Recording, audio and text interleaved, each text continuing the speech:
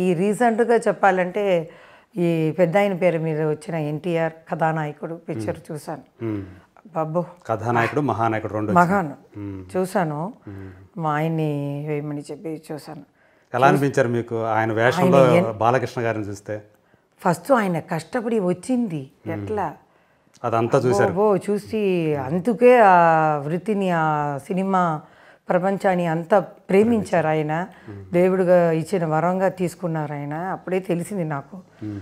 అదివరకు తెలియదు, ఆ సినిమా చూసేంత వరకు మీకు తెలుసు ఇంత కష్టపడి పాపం అక్కడి నుంచి కాలేజీకి ప్లేస్ నుంచి తీసుకొచ్చి ఇవ్వటం కానీ, కాలేజీలు చదివేది మళ్ళీ తీసుకెళ్ళడం కానీ, ఇవన్నీ సామాన్యమే కాదు అది విషయం. అది చూసాను. లాస్ట్లో చూసేటప్పుడు నాకు ఏడుపు వచ్చేసింది. మా అక్క అందరూ చూస్తున్నా, ఎందుకు ఏడుస్తున్నావని. అలా కృష్ణుడిలాగా వస్తున్నారు, కృష్ణుడు కనిపించాడు. తర్వాత మనం లేదే పిక్చర్ కదా చూస్తున్నారు వీళ్ళు, చూడు చూడు ఎలా ఉన్నారు అని వీళ్ళు శబ్దం వినగానే మన పెద్ద ఆయన, అయ్యో ఇన్ని సంవత్సరాల తర్వాత మన ముందు వస్తున్నారు, ఎలా ఉంది, కప కప కప కప నీళ్ళు వచ్చేసింది నాకు. ఏడుపు చేశాను నిజంగానే. అంత ఎమోషనల్ అయిపోయారు అనమాట. అలాంటి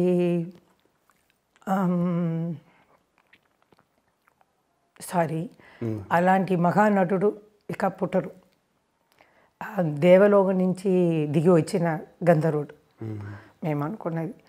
ఆయన మీద మాకు భయం ఉన్న గౌరవం ఉంది. ముఖం కూడా అంతే అంతే అంత సమ్మోహనంగా. ఆ పిక్చర్ చూసిన తర్వాత మా అమ్మ అంటే కన్నీళ్ళు వస్తుంది. తర్వాత ఇలాంటి లెజెండ్ కృష్ణ గారు, అదంతా అది వాళ్ళు దేవుడి ఇచ్చిన మన సినీ ఇండస్ట్రీకి పెద్ద పొకేషం అని చెప్పచ్చు. పొకేషం అదే అలాగే ఉండిపోతుంది. సరే నేను కూడా అభిమానులతో పాటు నేను కూడా ఆయన్ని చాలా మిస్ చేస్తున్నాను. అదే ఇంకా ఏం చెప్పాలి చెప్తూ కానీ నాకు కన్నీళ్ళే వస్తుంది. సరే అండి.